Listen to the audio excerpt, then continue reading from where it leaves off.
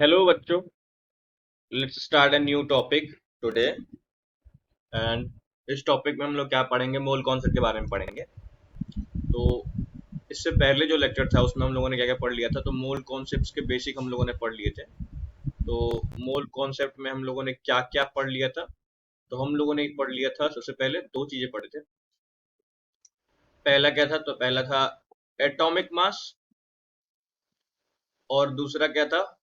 Molecular mass. Atomic mass में तीन चीजें पढ़ चुके थे। एक, मास ऑफ वन एटम, उसको हम लोग रिप्रेजेंट करते हैं किससे? ए एम यू से, या फिर सिर्फ यू से।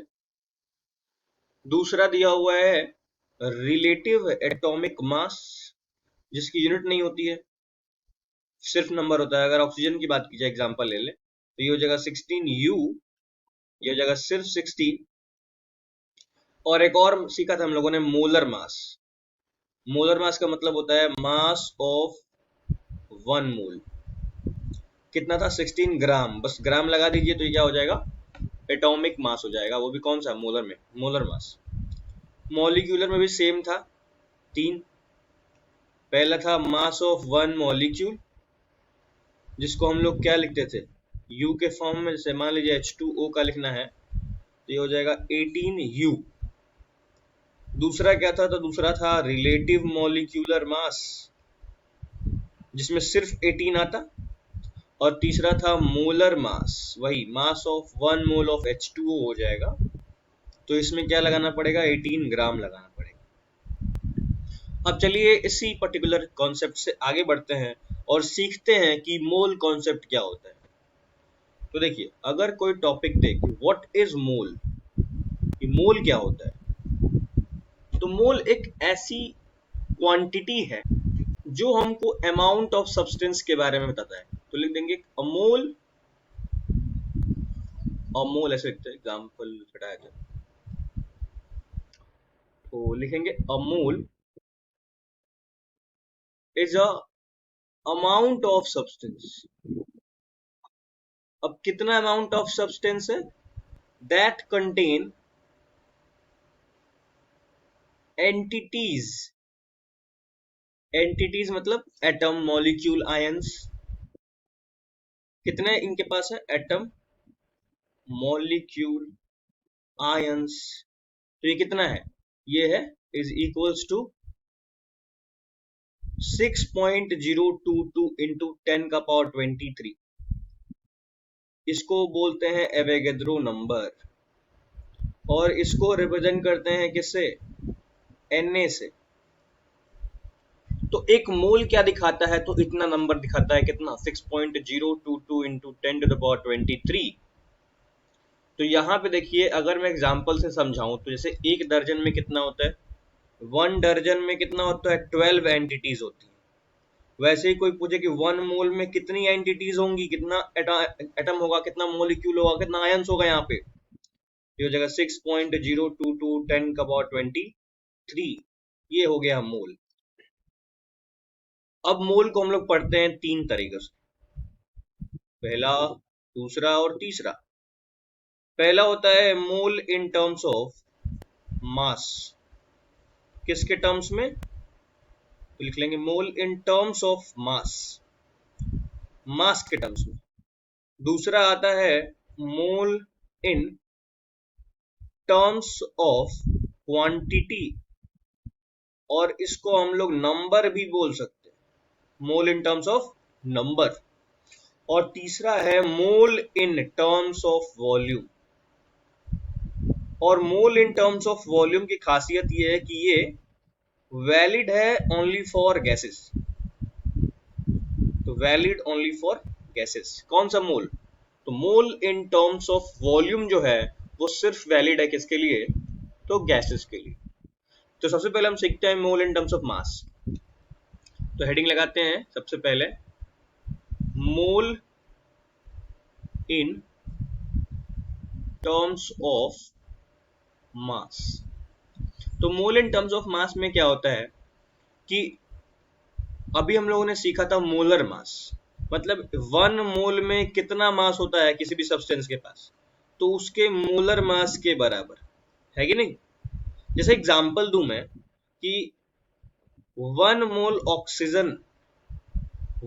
ऑफ ऑक्सीजन एटम के पास कितना मास होगा, तो आप क्या बोलेंगे 16 ग्राम, जो कि इसका क्या है, मोलर मास है, एग्जैक्टली मोलर मास होगा। तो 1 मोल में किसी भी सब्सटेंस के पास उसके मोलर मास के बराबर क्या है, मास दिया हुआ है। तो अगर मान लेते हैं कि इसके मोलर मास को m0 मान लेते हैं, तो m0 मास में कितना मोल है, 1 मोल है। तो 1 मास में या फिर 1 ग्राम बोल सकते हैं, 1 ग्राम मास में कितना हो जाएगा, तो हो जाएगा 1/m0 मोल। अभी यहाँ पे मैं यूनिटरी मेथड यूज कर रहा हूँ, यूनिटरी मेथड जो आप बचपन में सीखे होंगे कि मान लीजिए 50 टॉफीज है, वो आपको पड़ रही है 100 रुपीज में, तो 1 टॉफी कितने की पड़ेगी, तो 100/50 कर देते थे। मतलब ज्यादा से कम में जाएगा तो क्या करेगा, डिवाइड, कितना आ गया 2। और अगर 1 दिया हुआ है 10 का पूछे तो क्या करना है, 2 निकाल लिया है तो क्या हो जाएगा 2 × 10, कितना बन जाएगा 20। इसका मतलब 10 टॉफीज खरीदने के लिए हमको 20 रुपीज चाहिए।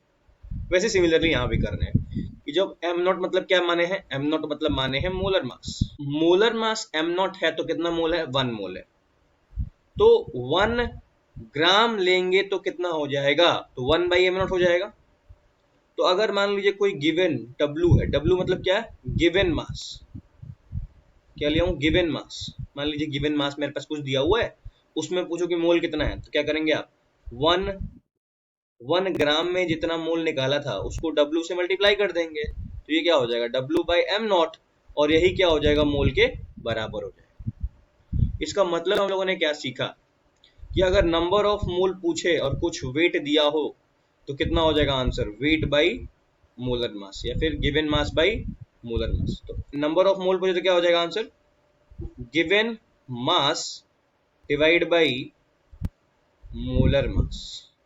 समझते रहेंगे, इजी है, given mass divide by molar mass. इस एग्जांपल से समझते हैं। जैसे देखिए, इस एग्जांपल में मैं पूछूं आपसे कि find out number of moles of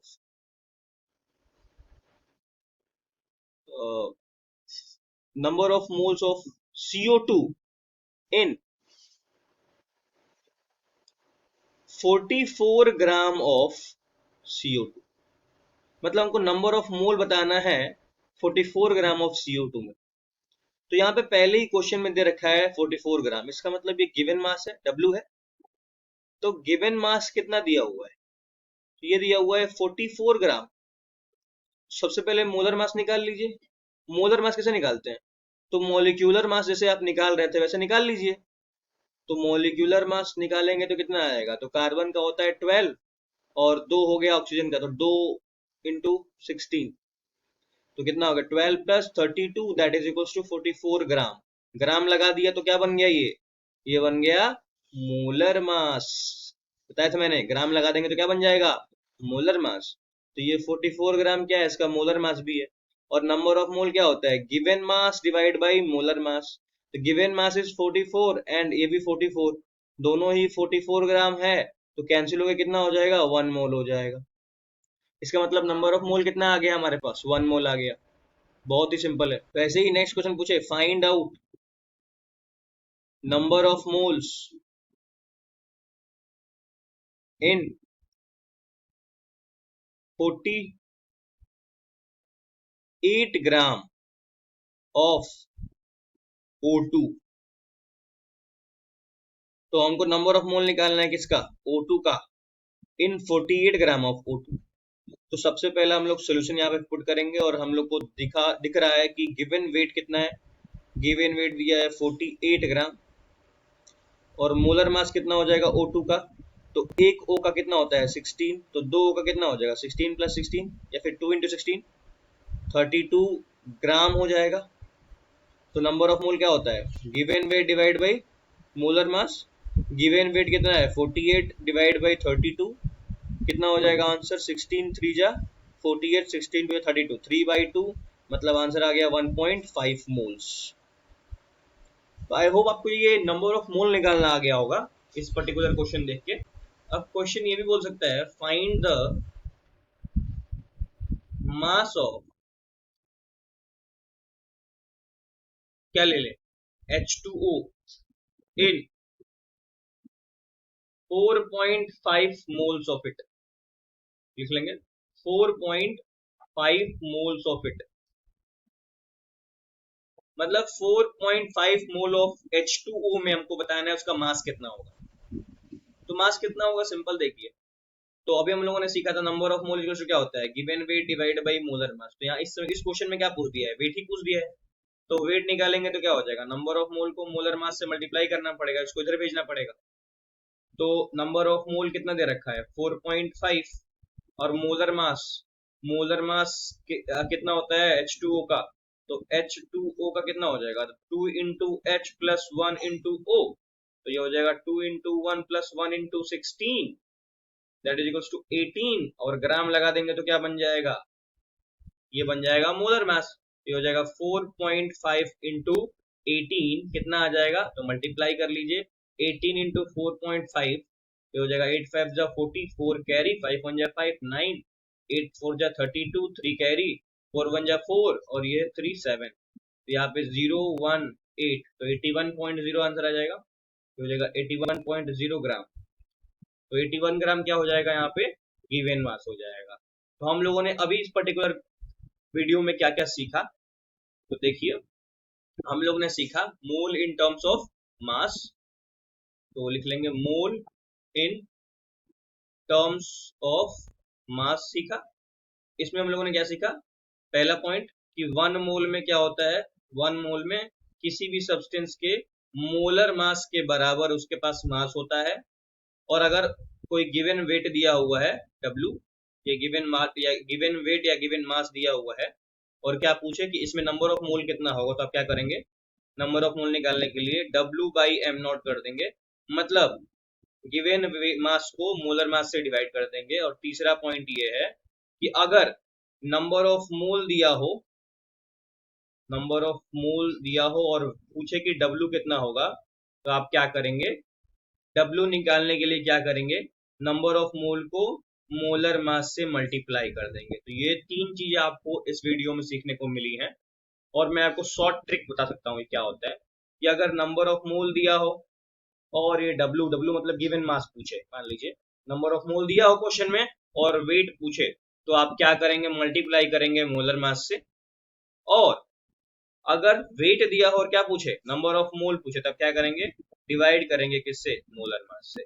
आप ऐसे भी समझ सकते हैं कि नंबर ऑफ मोल एक छोटी वैल्यू है और वेट क्या है, एक बड़ी वैल्यू। एग्जाम्पल ले लें, 1 मोल में 16 ग्राम क्या होता है, मास होता है ऑक्सीजन के लिए, होता है ना। तो सिंपल देखें ना, 1 मोल कम 1, यहाँ पे 1 क्या है, कम वैल्यू है, और 16 क्या है, ज्यादा वैल्यू।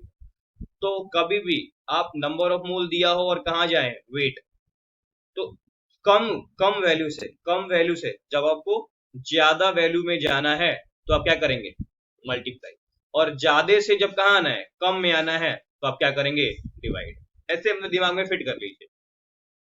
तो आई होप आपको ये basic concept mole in terms of mass समझ में आया होगा इस लेक्चर में। Thank you and best of luck.